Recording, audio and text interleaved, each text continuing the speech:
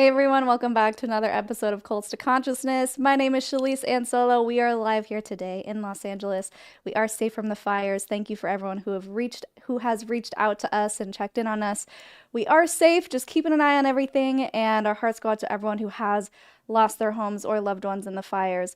So today we are going to be talking with a guest we just had on recently about satanic panic. Her entire childhood was balled up in the satanic panic.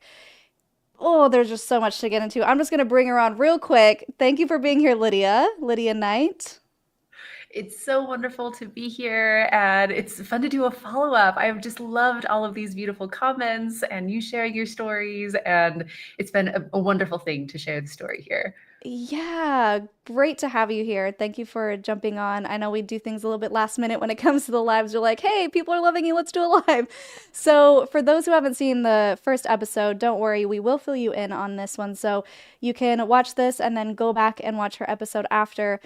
Lydia's story is basically Mormon story layered with satanic panic. She was kidnapped from her father when she was just a couple years old, her and her sibling, and she was filled with lies from her grandmother and her mom, who said she was receiving revelation from God about all of these horrific things that happened to Lydia as a child, and now they are running from her father, who is supposedly the leader of a satanic cult and wants to literally hunt them down and kill them. It's just a whole web of lies. The intricacies here, the stories, the details, everything, Lydia, that you talked about, everyone's jaw was on the floor. In fact, I have a couple comments here that I wanted to bring up before we go into our topic today and hear more from you. Someone here said, I lived through the satanic panic and it wasn't just Asians. I remember playing with a Jewish friend and a neighbor asking why I was playing with someone who worshiped Satan and drank Christian children's blood. I never heard the blood libel myth. Thank goodness we stood up to them and told them they sounded insane. It was just terrible time. I'm so glad Lydia is not only surviving but is now thriving. And we have another comment here. Sally Impossible says, this had me crying. How terrible it must have been for the dad losing his children. Shalise, I hope you get more satanic panic survivors on. It really seems like satanic panic and more recent phenomena like QAnon are just ways for people to avoid confronting abuse in their own communities, churches, and families. Which, real quick, we do have someone coming on who experienced actual Satanism in a different country. It's absolutely insane. But for today, we are talking about the things that did not happen that were implanted into Lydia's memory here. So, thanks for joining us, Lydia. What did I miss? What do you want to tell everybody about the beginning of your story before we start talking about your dad's perspective? Yes. So thank you for all these beautiful comments and sharing your stories. It's been amazing to share because you feel so alone. Like I thought for so long, no one in the world knows this, especially because I grew up being told by my family that I am the only one that ever escaped from these Satan worshipers. And so literally, I'm the only one in the world with this experience and knowing these stories. I'm completely alone. I'm totally terrified, running for my life. So to be open about my story like this and to hear so many of you talking about your experiences through that same period has been beautiful and healing. So thank you for that. And yes, growing up, I was just absolutely terrified every single day. I would wake up wondering if I was going to be alive at the end of that day because any step that I took wrong, any Mormon commandment that I didn't obey correctly, anything that I didn't do just right, anything that I said wrong, I could, be out in public and someone could say a word that could be a trigger for my brain that would break my brain into thousands of different personalities and I would be controlled by Satan. I was just always so incredibly terrified and always hiding and always ready to be on the run. And our whole story growing up was framed around that you are being chased by a group of Satan worshipers that control the whole world, including the government and police system, that they are run by your father, who is a very evil Satan worshiper that abused you and raped you and did all of this awful programming from the Satan worshipers that we were calling a cult growing up. Even though I was in a cult, it was a cult afraid of cults. It was very, very meta. So in that, it was just fear all the time. And what was actually happening is that there was my dad, who I thought was dangerous and I was running from, but in truth, he was a loving parent that had his kids kidnapped away, and he was looking for them for 25 years. So every once in a while, he would pop up and find us, which was really just him having a clue of where his kids might be. And then we would move in the middle of the night. I wouldn't say goodbye to any of my friends. I would pop up at a new school. I would change my name. I went by tons of different names growing up. So it was always running, hiding, and trying to do everything perfect because the Satan worshipers were going to find us. Jeez. And I want to make it very clear for those who haven't seen the first episode, this was all made up by mostly her grandma, partially her mother, who was claiming to have these revelations. And her grandmother, or Jima, as you referred to her, Lydia, she just loved the adoration of being this sort of savior for the children and would tell these stories to the members of the congregation, the ward members, the LDS ward members, to get them to fast and pray so that the children were kept safe. So she was just doing this for her own gain and benefit. Do you want to talk more about that at all? Yes. So when we would go to Mormon church, then all of the people in the congregation were just loving my grandmother, friends with my grandmother, and she had a just huge group of influence. So during the day, Monday through Saturday, she would sit me down on the couch next to her, and she would call friend after friend after friend and tell them in this really explicit detail all the horrible things that had happened to me, how I'd been raped, how many times by all these people, how they drilled, needles into my eyes and broke my bones over and over. And she would tell this whole story. She would ask for them to fast. So the Mormon version of like a strong prayer, you go without food and water, and God pays attention when you're hungry, apparently, even more. And so she had this huge network of people that were getting like updates about the story. And then on a Sunday, we would go to church and people would see my brother and I, and they would get tears in their eyes, and they would come and give us hugs, knowing all of the horrors that we'd been through. And they didn't realize that I had been hearing these conversations over and over and over. And this was part of like the programming of the cult that I grew up in, and the brainwashing, you can use different terms for it. But then after they were so sad and looked at me as this victim that had been abused, then they looked to my grandmother with all of this praise. You've saved these children. You've sacrificed so much. You could have stayed in your beautiful home in the Hollywood Hills, but you chose to come to Utah to keep them safe. And all the things you've sacrificed and all the money that it's cost you. And she was just flooded with all of these compliments. And this was my interaction with people, is they would feel so sad for me, and then they would just praise my grandmother. Yikes. Just thinking that she put you through actual hell just for herself. It's heartbreaking. I mean, if you haven't watched the first episode, guys, make sure you do that after this. Today, we wanted to focus on the father's perspective. So, what he was going through in searching and searching for his children. And this is the part that gets me the most. He was a convert to the Mormon church and came to the States for this, I'm assuming, American Mormon dream. And then everything is just ripped out from under him. So let's talk about your dad. Yes. So in reality, I got to find out a little over a decade when I got back in touch with my dad after 25 years of him looking for his kids and me not knowing who he was. When we got back in touch, I started asking questions because I wanted to know his side of the story. And my Yeah. dad wrote journals. How do you survive having your kids kidnapped away? Like, I'm so impressed with what he did to survive, like mental health wise and physically. But he knew all the details. He'd written all these journals and the details of what had happened. So when he came over to the United States, my family's from Taiwan, Chinese from Taiwan. He grew up on a mountainside and like this beautiful sort of free, very much a childhood of freedom on a mountainside, very trusting. And he found out, Mormon missionaries went to Taiwan, and he joined the Mormon church and came to Los Angeles to, be an immigrant and to start his business and to live the American dream. And of course, did the Mormon things because he was Mormon. So he went to a Mormon dance and he met my mom. And he has such strong values of family and loyalty.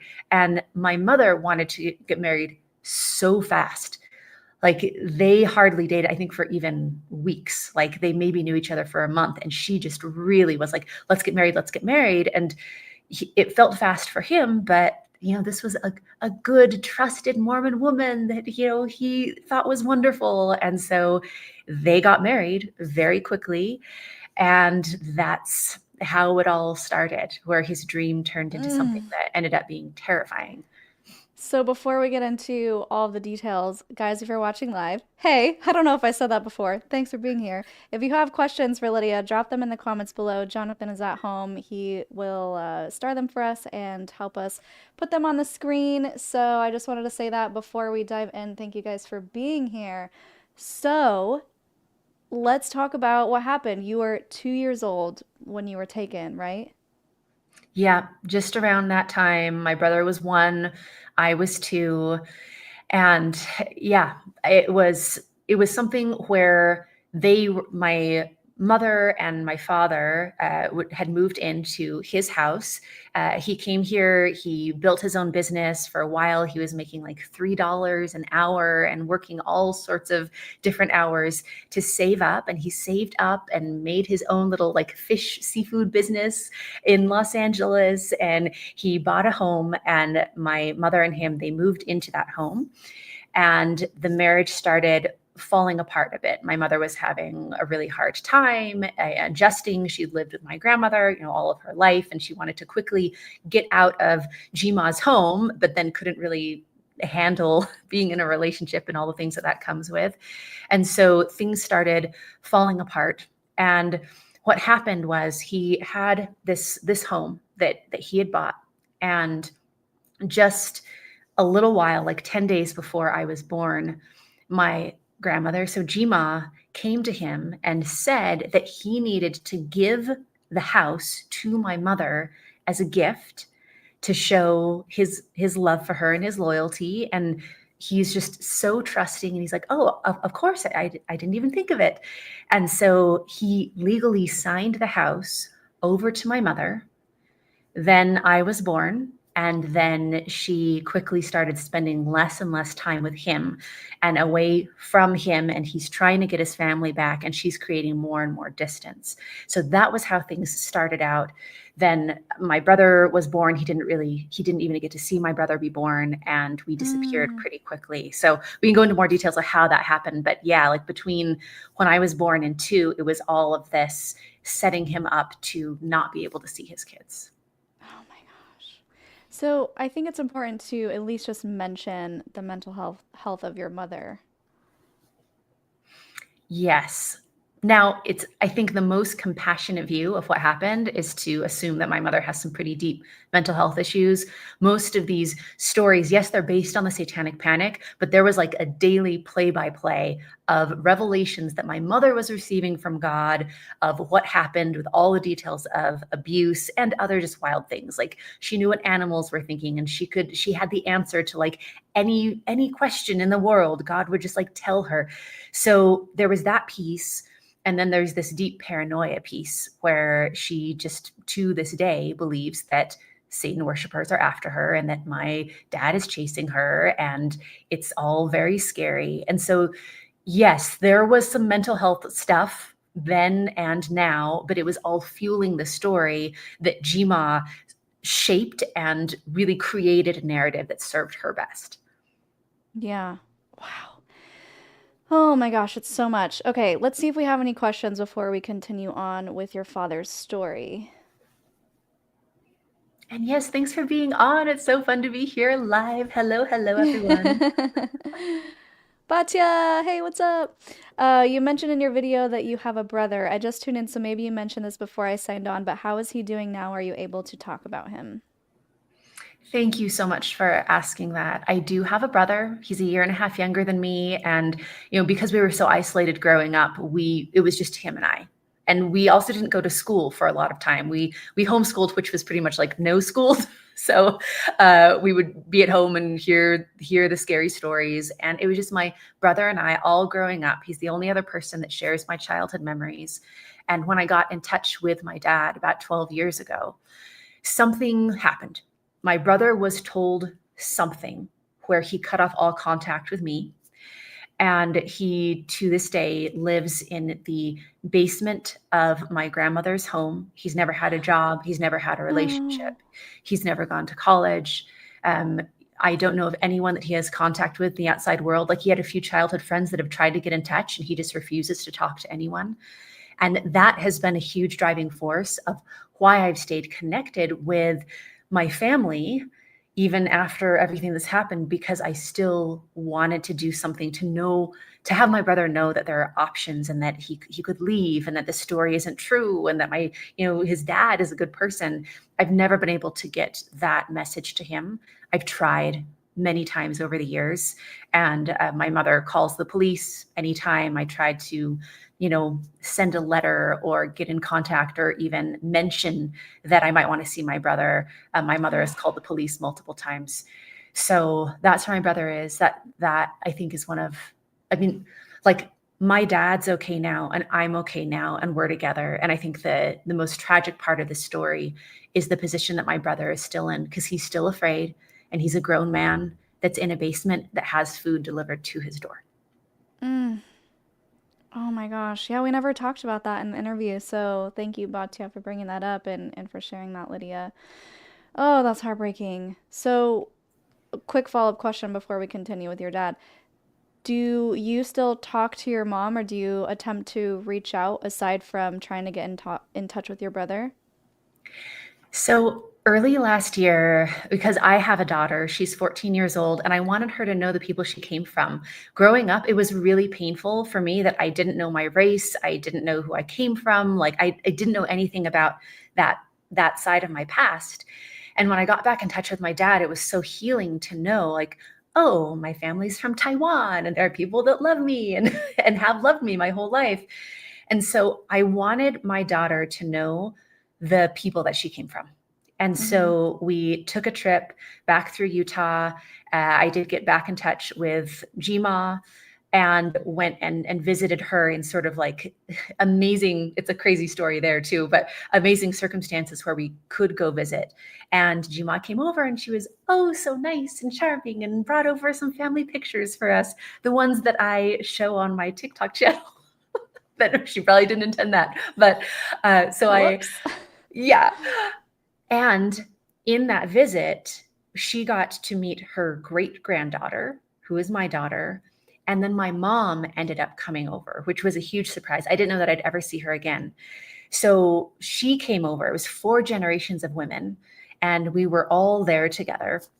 And it was actually a really beautiful experience. Like, there is so much history, clearly, but we got to have this really beautiful conversation and experience and be together. And these are the people that I grew up with. They're the only ones that share my childhood memories.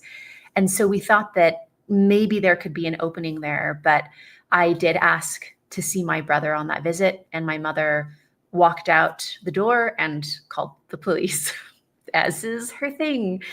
Oh my So at gosh. this point, I've given 12 years to try to get the truth to my brother.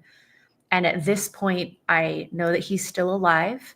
And he did talk to the police directly and tell them that he doesn't want contact from me. Now, what that is based on is, I have no idea what that is. And it's very likely completely made up, but it was words from him directly. And so I'm open if he wants help at some point, but I've chosen to not continue to put effort into that. So just recently, Yeah. like literally weeks ago, I decided that it doesn't make sense for me to be in contact with them any longer. Yeah. Wow, that's so hard. So let's get back to your dad. You mentioned something super casually in our text last night that he was held at gunpoint from Jima. What happened there? Yes. Okay. This is such a great example of how cults change the narrative. So I'll tell you quickly the story that I grew up hearing and then what actually happened.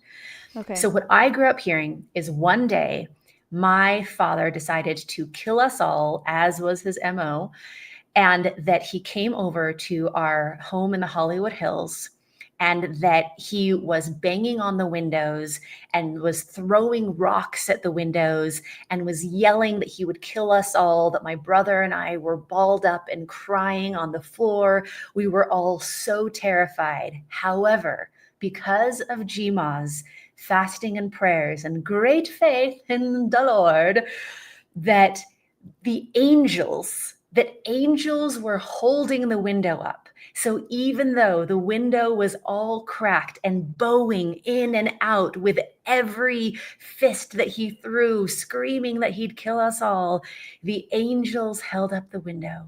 And finally, the angels got my dad to leave, and we were safe. And the moment that he left, the window crashed and shattered.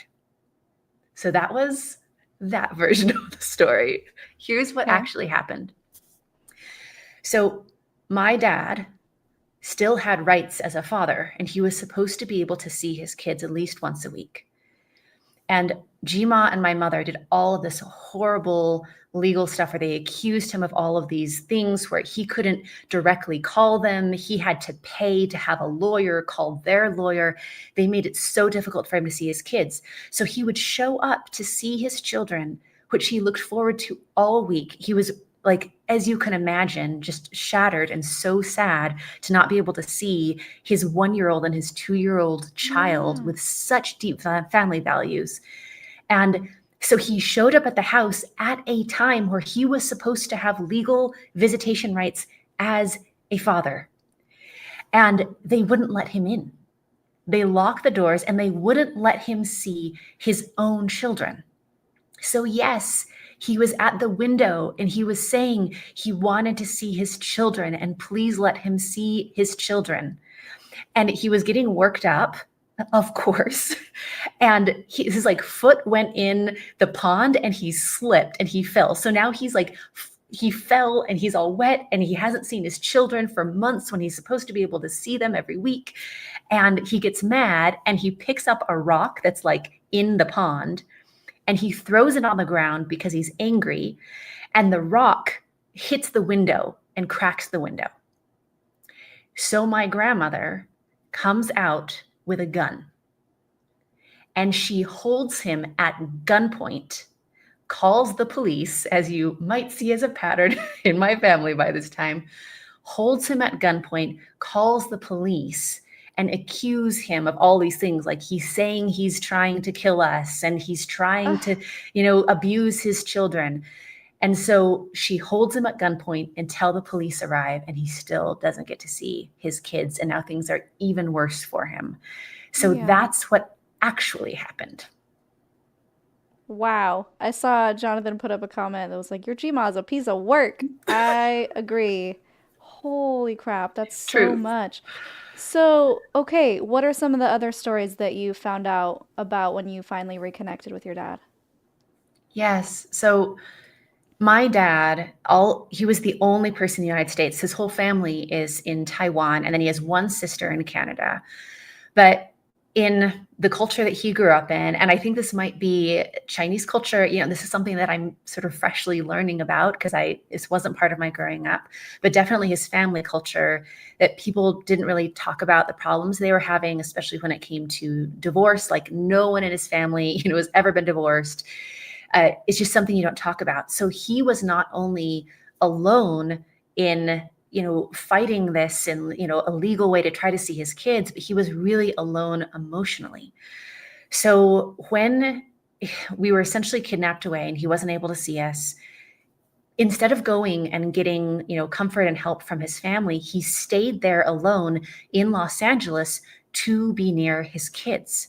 And he Mm. tried and tried to see us, and he had a legal right as a father to see us.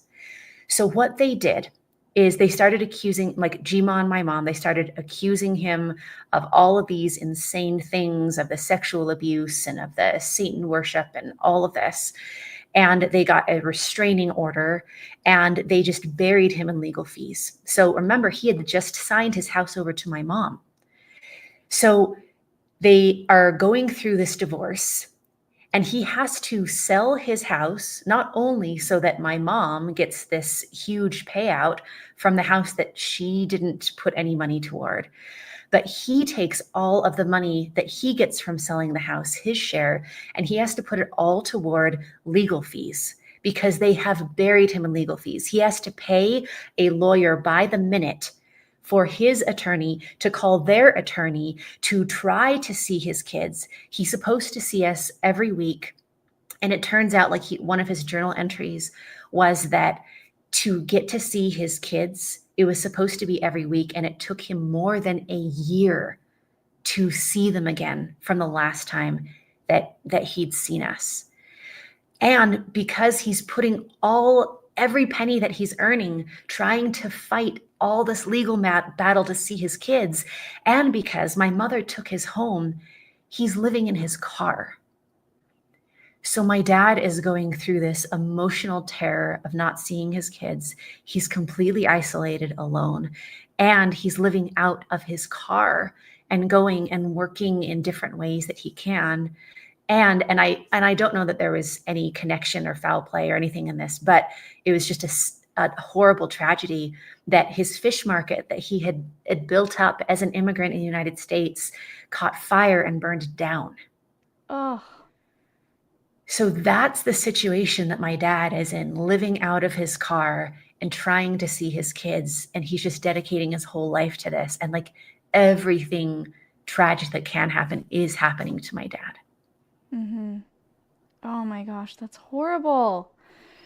Yeah. Okay, break for questions. I need a break.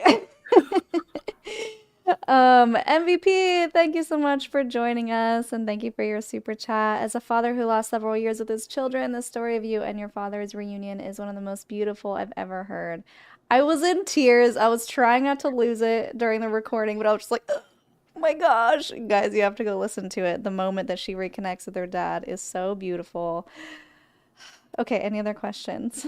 And thank you for sharing that. And just like my heart goes to you as a father who lost years with your kids. Like, just, Yes. as a parent myself, and knowing that my dad spent 25 years searching for his kids, like, I don't even know how that's survivable. And so just, yeah, my heart goes to you as well. Yes. Yes. Jamie, working through things from my religious upbringing, how are you able to find peace in what the adults around you did around you and to you? This is such a great question, and I'm really glad you're asking it, because it's one of the most beautiful parts of all of this terrifying past.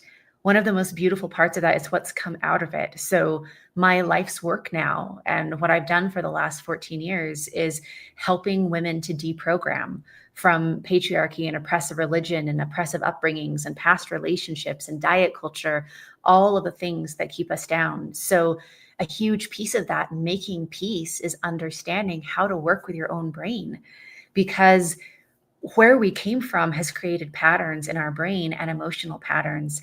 And just like a computer that you can change the programming, like, you can change the programming so you're not living with that pain for the rest of your life. So I celebrate our whole community that gets to be at peace no matter what other people have done to us, where our emotional state doesn't have to be defined by the cruel things that other people have chosen, where that can be a sad thing for them, but we can live in this peaceful place where we are our own people and we get all the benefit that is possible from our past, and we leave behind the things that are hurting us.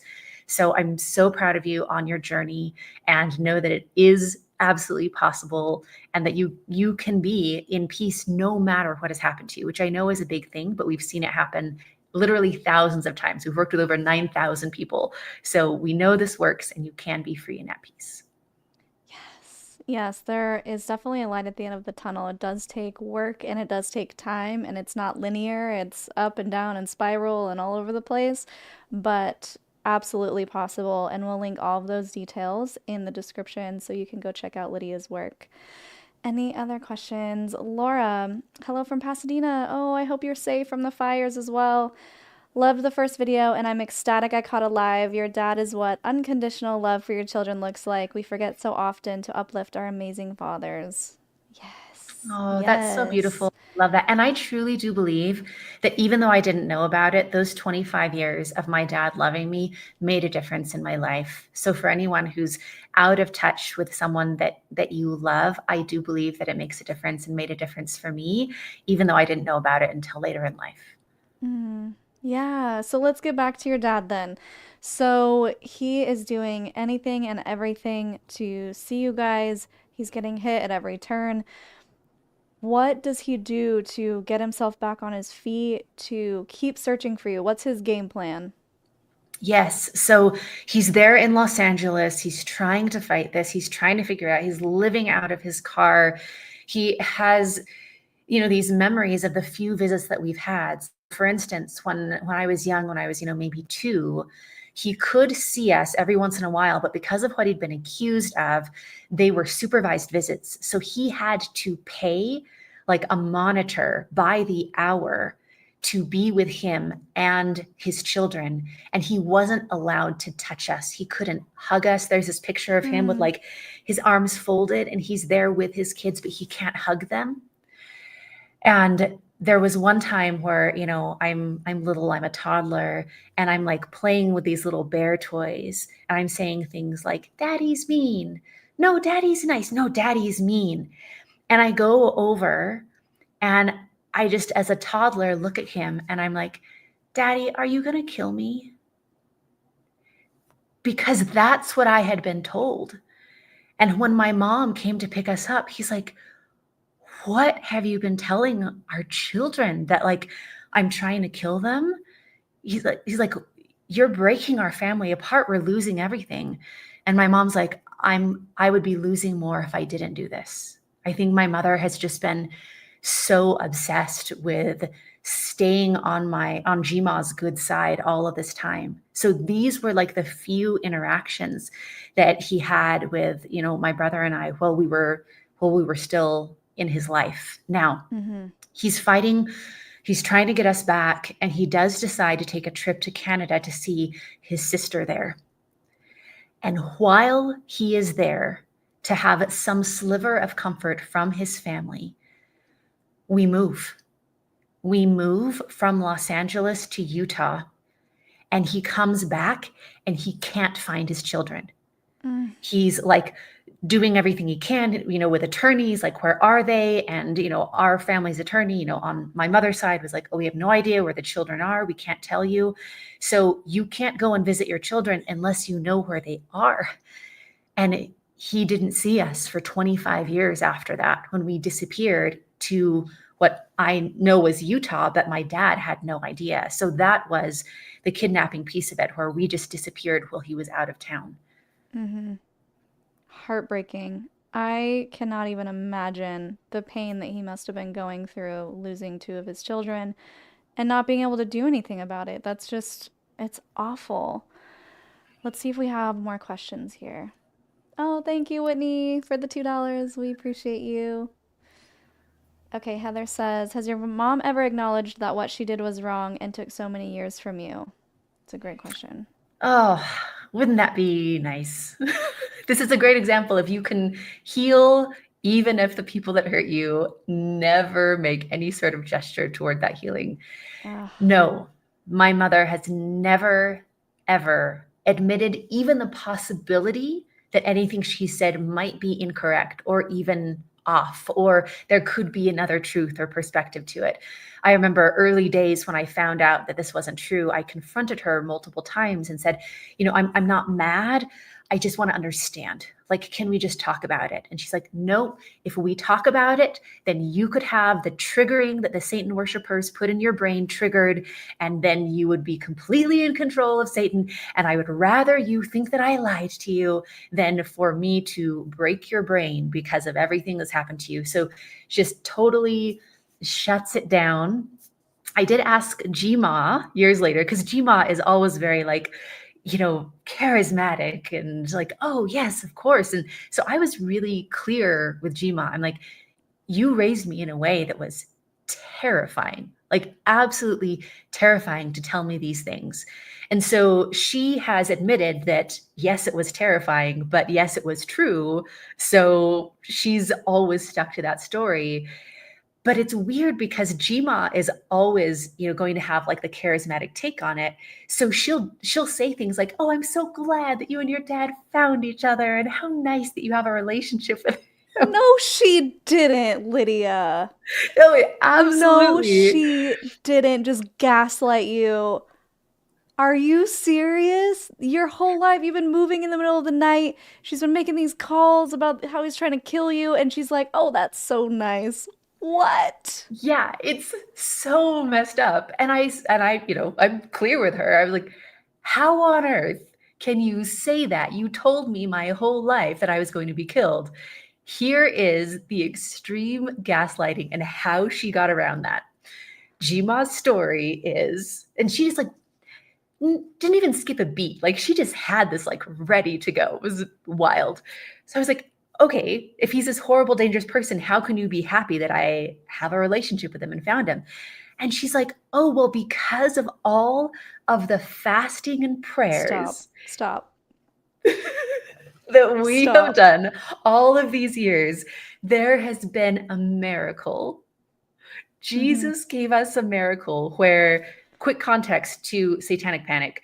So, this concept was that the reason that children were being abused is because it would split their personalities into lots of different personalities, where like one personality could go and like murder a bunch of people, but then you switch back to the other personality. And now you're just like a mom taking care of your kids and you don't even know what happened because Satan controlled that other personality. So, Jima's explanation was the miracle is your dad had all of these personalities that was putting needles into your eyeballs and breaking your spine over and over, but because of our prayers, those personalities must have been kept back, and there was this kind personality that your dad had that has come to the surface, and you're now connected with that personality. And because of all our work as good Mormons, we have banished his other evil personalities. I have no words. Are you serious?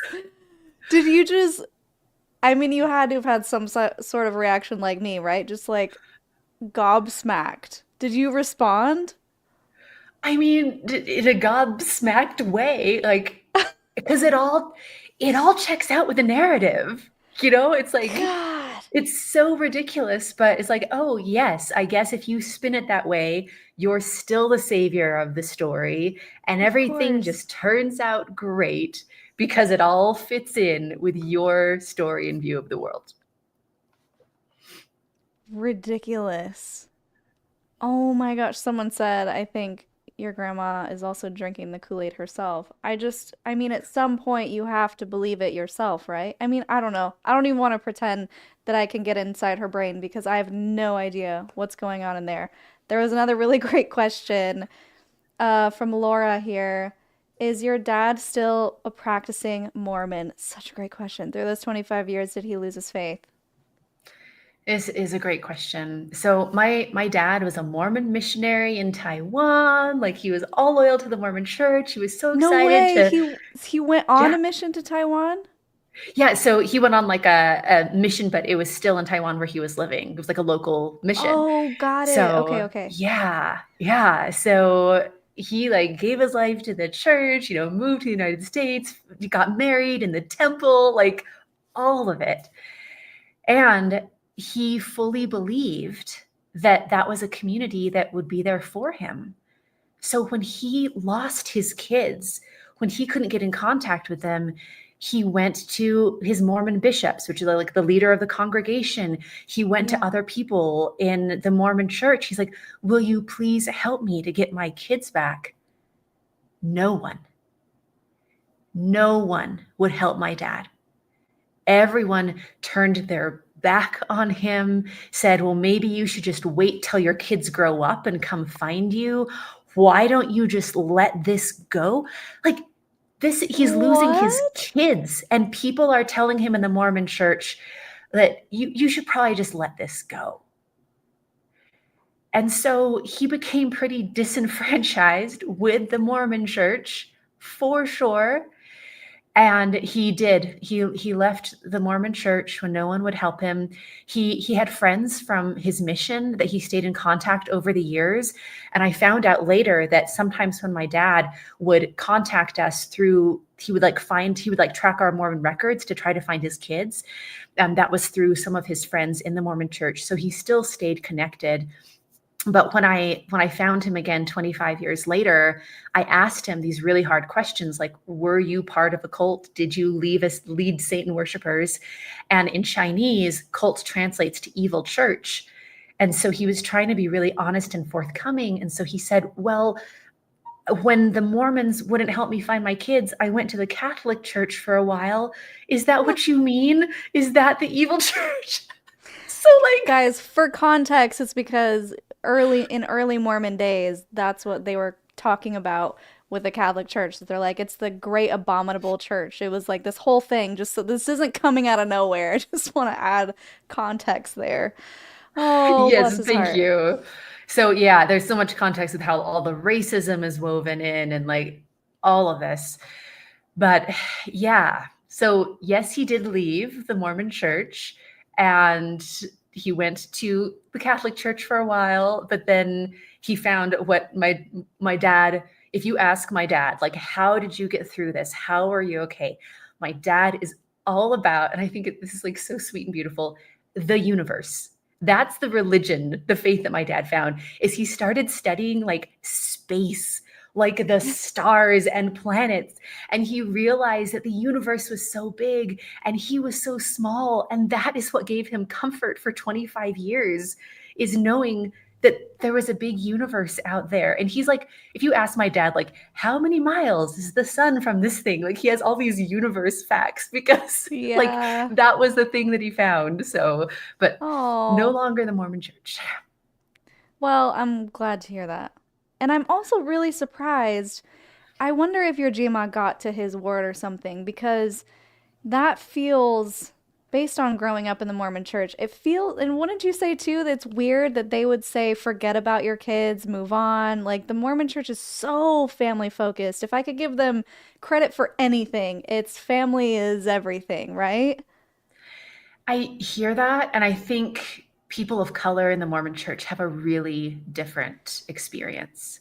Because I Okay. know being a woman of color in the Mormon church, there's a very different feeling and environment and different loyalty. It's like this feeling of, because you're a person of color, you're so lucky to be adopted into the Mormon church despite being white, but you're never really part of it.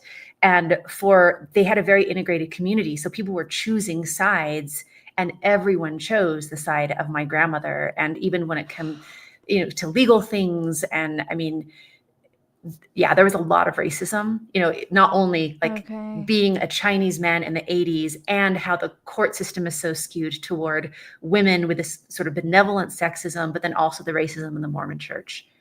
Okay. Yeah, thank you for that perspective. It didn't even cross my mind that that could be a reason. So I'm glad that you mentioned that and brought that up. Wow. Okay. Any other questions here? Okay. Just joining, love listening to Lydia's episode. She's so positive and her personality is so bubbly. So happy to see how strong she is considering the adversity that she faced. Yes, I Oh, thank you, agree. Michaela. That means Eh, a lot. yeah, Laura says Shalice is such an amazing conversationalist. Every guest she has on feels like a close friend. Her empathy and compassion run through every sentence she speaks, openly listens. Thank you. I feel like everyone I've had on is a friend now. It's Because it's we talk truth. about so much, deep traumas, and it's just I feel honored to hold space for their stories, and so by the end of it, I'm just like, wow, me and you, right? Let's hang out. Yeah, it's awesome. Okay, Andrea or Andrea says, Lydia, you have such a strong mind to overcome all of this personality disorder influence on the formation of yourself. You have so much to offer others. I agree.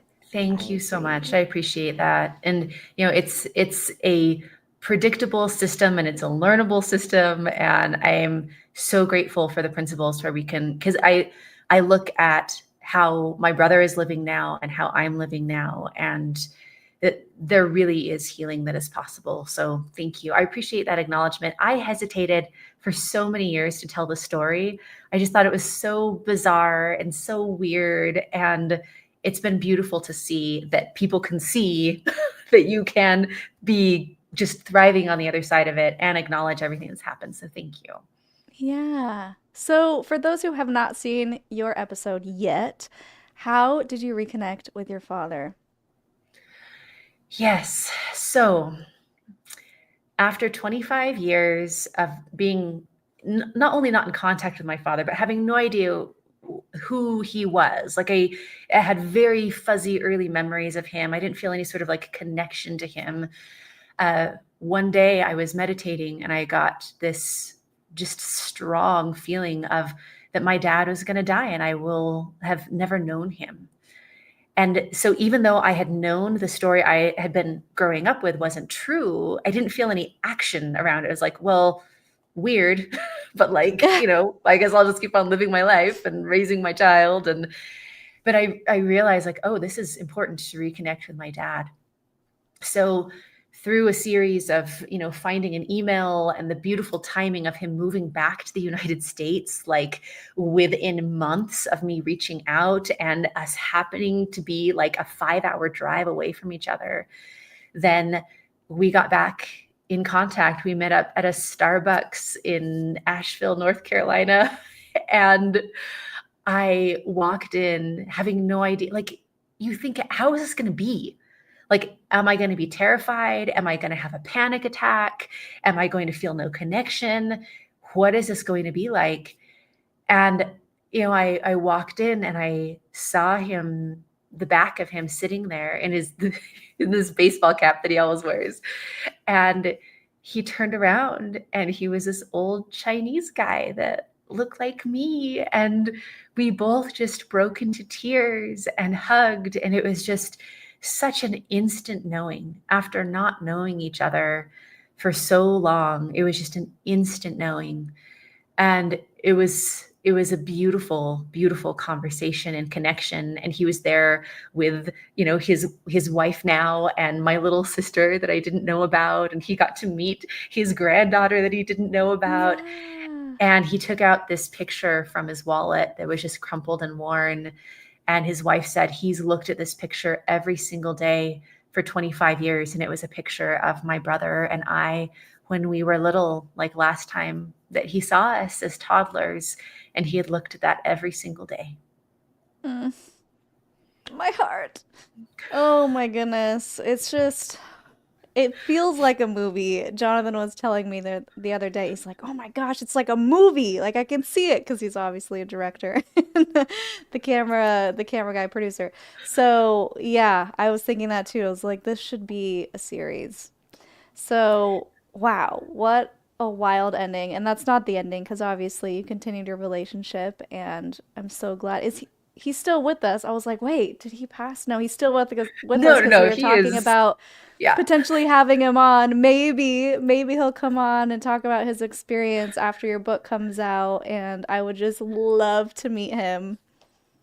He's such a wonderful, loving person. And I'll tell you something really fun. So my dad developed some really intense health issues from living in his car, from incredible years of stress, it was hard on his health, clearly.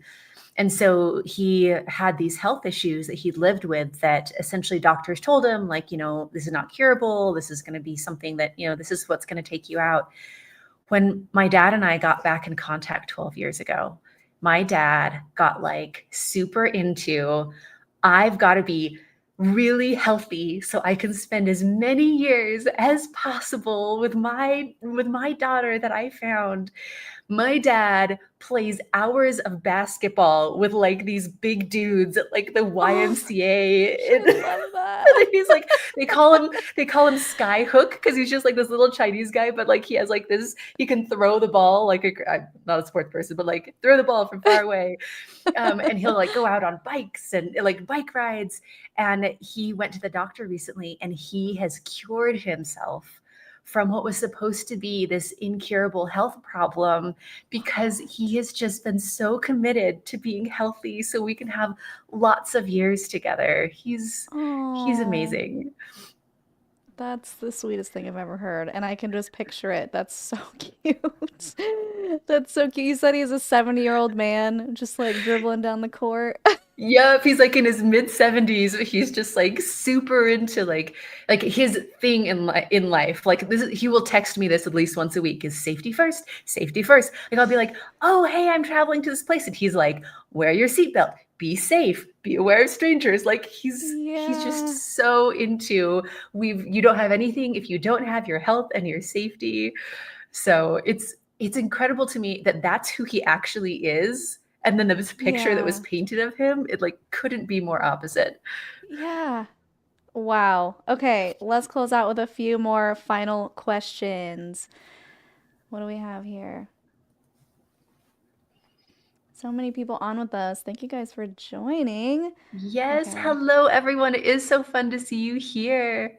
Nicole says, I wonder what Gmon's childhood was like to inflict so much trauma on her children and grandchildren. Do we have any insight on that? You know, there isn't an insight that's like an explanation of like hurt people hurt people. My Yeah. grandmother grew up with an incredibly loving mother that worked as a maid for 75 cents an hour and saved everything to send her to college. She was she was in the first graduating class of nurses at BYU, which is like the Mormon owned university. So she had this incredibly loving mother that was always so encouraging, that would like, make her beautiful outfits in the middle of the night so she'd be ready for the dance the next day. She always talks about her family, her mother and father, just being so loving and encouraging and great examples. So I don't see anything in her history that's like, well, of course, she was a victim too. I was like, actually, Yeah. Jima, you could have made some better choices. Yeah, and I wonder, obviously this is 100% speculation, but I wonder if that's actually not the case and she also created an entirely new childhood for herself based on the way that she just creates stories and believes them. I don't know. Yeah, it's really hard Maybe to it's not know, true.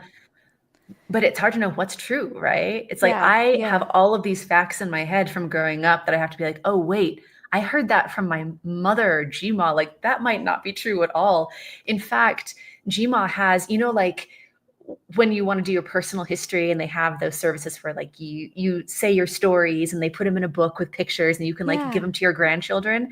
So Gma did one of those. It's on the shelf at the house where it's like all of these stories and I have never read it. And she's like like every time I talk to her, she's like shaming me for not reading it.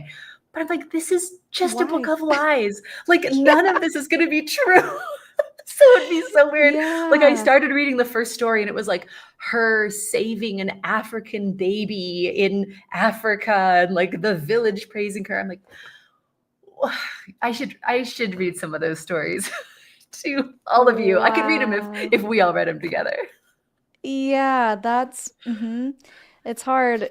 Like you said, how do you believe anything? How do you know if anything that comes out of her mouth is true? Just especially when I can't believe when you confronted her and she like forgot the story for a second and remembered, wait a second, we're not supposed to like this guy and flipped it. Wow. Okay, any other questions here? Have and how did you forgive your mother and grandmother? Ooh, the big Whew. F word. Absolutely. A really important thing about the concept of forgiveness is that you can be at peace while still fully acknowledging that what happened to you was absolutely messed up. I think that we have a a toxic idea of forgiveness of you have to like tell the person or feel in your heart that like what you did was fine. I understood. Oh, you had a hard childhood. No, that's so messed up. Not at all. So a huge piece of it is learning the tools to fully experience your emotions. When I went and confronted my family, when I first found out this wasn't true, when I was like, I'm not angry, I just want to understand. That was true. I was not feeling anger because I had never felt anger.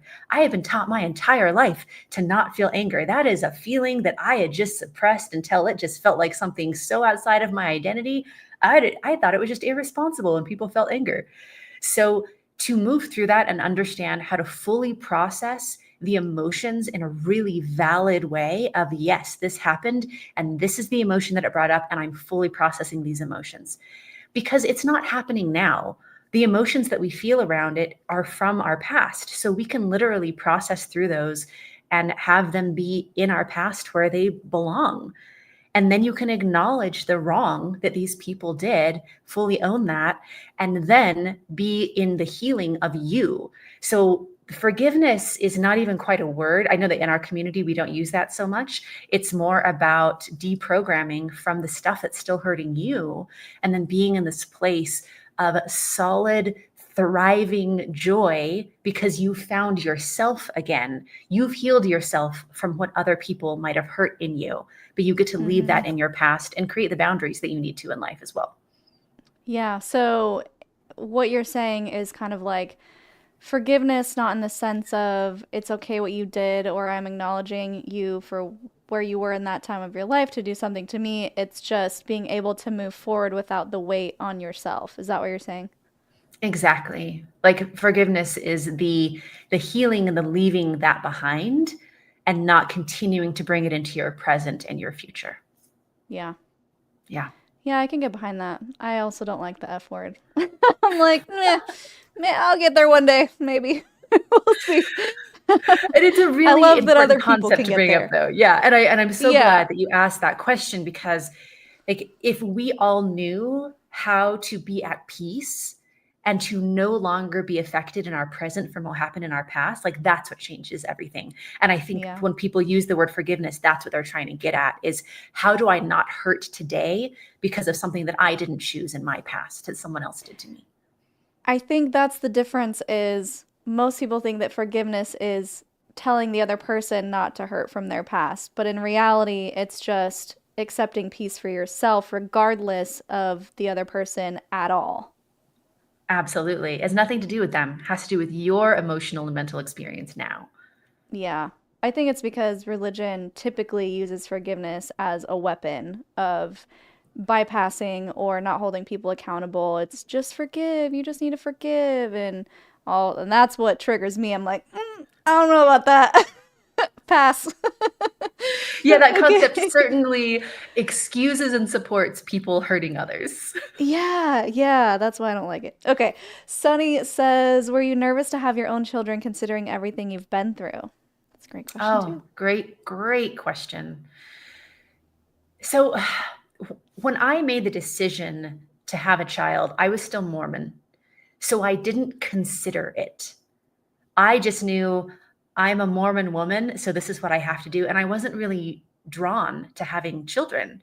I was doing my duty. I remember when I was in high school, I went out in the backyard and I read the Bible from cover to cover with my goal being by the end of this, I've got to want to have children. Because I was Oh, like, I've got to wow. do something because I didn't feel a draw toward that. So then when I went to BYU and did get married, then it was like, okay, I've got to have children. So I did have a child and I love being a mother and my daughter is an incredible human being. But I think that by the time that she was maybe a couple years old, by the time that I had gotten out of my eating disorder, by the time that I had deprogrammed from the cult, by the time that I had really solidified these principles, I know how solid these principles are to change your present and your future. So I didn't worry about passing patterns onto her of scarcity or fear or those sorts of things, because the timing was that by the time that she was understanding some of those concepts, I had already developed the system that we now teach. So I think that that's what gave me comfort. But there wasn't like a consideration of like, oh, should I have? No, it was just, you're Mormon, do it. Yeah. Yeah. Okay, great. Any others before we close? Allie, so glad we have Lydia on. Her shorts have been fire on YouTube. Yes, Thank what's you. your YouTube handle? Yes, so we're at the She Center. So the She, like woman, center, because our mission is to uplift women in leadership and privilege and in their voices in the world. And so that is our organization and our mission in my life's work. And then Honest Story Time on TikTok was where I'm like, I'll just secretly do these stories and nobody will care, but I'll just be able to tell these stories. And then it like blew up. So what we did in the face of the possible TikTok ban that happened for 12 hours, then we put everything on our YouTube channel. So the She Center on YouTube has everything with mission and principles and deprogramming, but then there's also a playlist for all of our honest storytime videos, and we'll be adding more there. But there's a lot there to see, so you can find the stories in both places now. Perfect. And on Instagram at the She Center too. At the Yes, She so that'll Center, be more the period. mission stuff, Not but the cult also. stories are mainly on YouTube. Yeah, on YouTube and on TikTok. Awesome. Well, thanks for coming back, Lydia. This has been very enlightening and just I guess I should have known that I would probably be shocked with some of this stuff, but I didn't expect it. So it was a treat for me to get to hear from you more of your stories. And thank you everyone who tuned in live. We really appreciate my words are not wording today. We appreciate you being here. And thank you for leaving those comments, those questions. If you can leave a like, that would be awesome. Help shoot the video out to more people. And if you could comment after the video is done uploading, that's another great way to support the channel and help more people find it and see it. Make sure you check out her first episode. The link should be in the description. And do you have any other final thoughts, Lydia? Yes, thank you for all of these beautiful questions. And I think that the main thing, the final thought would be understand that some of the very darkest parts of your life that have happened can turn into some of your greatest contributions in the world. And some, like the worst part of the story becomes the best part of the story when you're on the other side of it. And so, keep faith in, that's a weird word to say. So Don't use the other hope, F word. I'm just kidding. keep hope. Um, in the healing journey is possible. Like I've come from really extreme circumstances, and you can work with your brain, and you can come through this. So we have a double memoir coming out with my story and my dad's story. Me being raised in a cult, him looking for his kids for 25 years. That's called a Split. And if you go to theshecenter.org/podcast, then there will be some quick links to all sorts of great things. We've got a live event coming up called Deprogram, where we do a 3-day immersive teaching these principles of how to be thriving on the other side of this. There will be links to the book there. So a great place to land is theshecenter.org/podcast, and that'll have everything there. Amazing. And we already discussed this on the first episode. It's not culty. I grilled her. I was like, make sure it's not a cult. It's not a cult, right, Lydia? Someone wants to know where you got your earrings. Oh yes, thank you. These are so fun, and they're So furry. fun. I don't know if you can see that over the camera, but Ooh. they're furry. They're like, so this is a native artist. Her name is Wabanukwe, and she's awesome. And I have quite a few of her earrings because she's a friend and she's got like cool earring styles. So thanks everyone, Yeah. You're gonna appreciate have to it. post a link on your stories and Instagram or something so people can find it. Beautiful, I love it. All right, guys, thank you so much for joining us. Oscar says hi. He wanted to jump up in the end here. He's our little mascot. So, thanks for everything, and until next time, follow your highest excitement, be conscious, and be well.